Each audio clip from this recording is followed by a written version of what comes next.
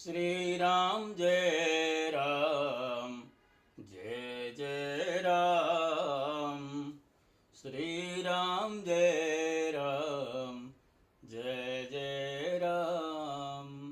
श्री राम जय राम, जय जय राम। श्री राम जय राम, जय जय राम। बोलो सियावर रामचंद्र भगवान की जय। वाल्मीकि रामायण के भाव यात्रा बाल कांड के 23वें अध्याय तक आप पहुंचे हैं। पिछले अध्याय में विश्वामित्र जी दशरथ जी के दो पुत्र राम और लक्ष्मण जी को लेकर के अयोध्या से बाहर आए। आगे क्या कुछ हुआ इस अध्याय में या इस सर्ग में इसकी चर्चा की गई है। कहते हैं विश्वामित्र सहित श्री राम और लक्ष्मण का सरयू गंगा संगम के समीप पुण्य आश्रम में रात को ठहरना, ये चर्चा इसमें है। प्रभातायाम तो सर्वर्या विश्वामित्रो महामुनिः अभ्यभासत काकुत्स्थौ शयानौ पर्णसंस्तरे।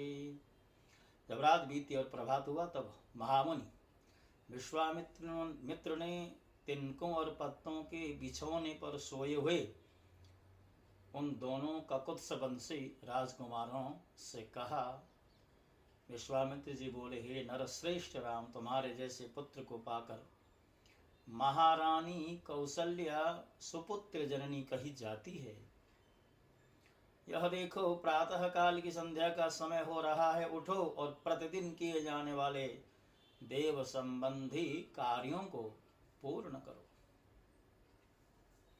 महर्षि का यह परम उदार वचन सुनकर उन दोनों नरश्रेष्ठ वीरों ने स्नान करके देवताओं का तर्पण किया और फिर वे परम उत्तम जपनीय मंत्र गायत्री का जप करने लगे। नित्य कर्म समाप्त करके महापराक्रमी श्री राम और लक्ष्मण अत्यंत प्रसन्न हो तपोधन विश्वामित्र को प्रणाम करके वहां से आगे जाने को उद्यत हो गए। जाते जाते उन महाबली राजकुमारों ने गंगा और सरयू के शुभ संगम पर पहुंचकर वहां दिव्य त्रिपथगा नदी गंगा जी का दर्शन किया। संगम के पास ही शुद्ध अंतःकरण वाले महर्षियों का एक पवित्र आश्रम था, जहां वे कई हजार वर्षों से तीव्र तपस्या करते थे। उस पवित्र आश्रम को देखकर रघुकुल रत्न श्री राम और लक्ष्मण बड़े प्रसन्न हुए। उन्होंने महात्मा विश्वामित्र से यह बात कही, भगवान, यह किसका पवित्र आश्रम है और इसमें कौन पुरुष निवास करता है, यह हम दोनों सुनना चाहते हैं। इसके लिए हमारे मन में बड़ी उत्कंठा है। उन दोनों का यह वचन सुनकर मुनि श्रेष्ठ विश्वामित्र हंसते हुए बोले, राम, यह आश्रम पहले जिसके अधिकार में रहा है उसका परिचय देता हूँ। विद्वान पुरुष जिसे काम कहते हैं वह कंदर्प पूर्व काल में मूर्तिमान था, शरीर धारण करके विचरता था। उन दिनों भगवान स्थाणु अर्थात शिव इसी आश्रम में चित्त को एकाग्र करके नियम पूर्वक तपस्या करते थे। एक दिन समाधि से उठकर देवेश्वर शिव समर्थगणों के साथ कहीं जा रहे थे। उसी समय दुर्बोध काम ने उन पर आक्रमण किया। यह देख महात्मा शिव ने हुंकार करके उसे रोका। हे रघुनंदन, भगवान रुद्र ने रोष भरी दृष्टि से अवहेलना पूर्वक उसकी ओर देखा। फिर तो वह उस दुर्बुद्धि के सारे अंग उसके शरीर से जीर्ण शीर्ण होकर के गिर गए। वहां दग्ध हुए महामना कंदर्प का शरीर नष्ट हो गया। देवेश्वर रुद्र ने अपने क्रोध से काम को अंगहीन कर दिया। हे राम, तभी से वह अनंग नाम से विख्यात हुआ। शोभाशाली कंदर्प ने जहां अपना अंग छोड़ा था वह प्रदेश अंग देश के नाम से विख्यात हुआ। यह मुनि महादेव जी का पुण्य आश्रम है। हे वीर, ये मुनि लोग पूर्व काल मुनि स्थाणु के धर्म परायण शिष्य थे। इनका सारा पाप नष्ट हो गया था। शुभ दर्शन नाम आज की रात में हम लोग यहीं इन पुण्य सलिला सरिताओं के बीच में निवास करें। कल सवेरे इन्हें पार करेंगे। हम सब लोग पवित्र होकर इस पुण्य आश्रम में चलें।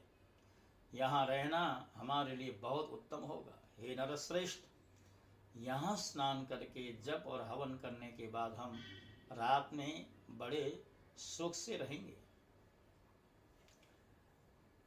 वे लोग वहाँ इस प्रकार आपस में बातचीत कर ही रहे थे कि उस आश्रम में निवास करने वाले मुनि तपस्या द्वारा प्राप्त हुई दूर दृष्टि से उनका आगमन जानकर मन ही मन बड़े प्रसन्न हुए। उनके हृदय में हर्ष जनित उल्लास छा गया। उन्होंने विश्वामित्र जी को अर्घ्य पाद्य और अतिथि सत्कार की सामग्री अर्पित करने के पश्चात श्री राम और लक्ष्मण का भी आतिथ्य किया।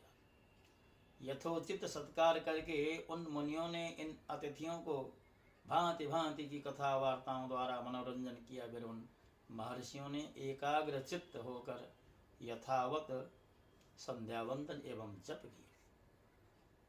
तदनंतर वहां रहने वाले मुनियों ने अन्य उत्तम व्रतधारी मुनियों के साथ विश्वामित्र आदि को शयन के लिए उपयुक्त स्थान में पहुंचा दिया।